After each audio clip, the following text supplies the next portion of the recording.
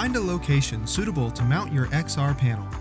The location needs to be secure so that it doesn't allow the panel to be tampered with by intruders.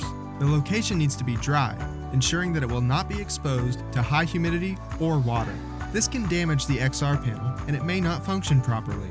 When mounting the XR enclosure, it is not necessary to remove the PCB from the enclosure. Your enclosure mounting holes are located here near the top of the enclosure. There is one 3/4 and one 3/8 conduit knockout.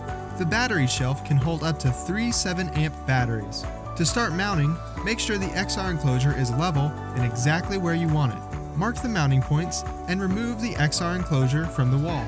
Drill holes in the locations marked. Drill holes for the conduit knockout as well. Use the supplied drywall anchors if needed.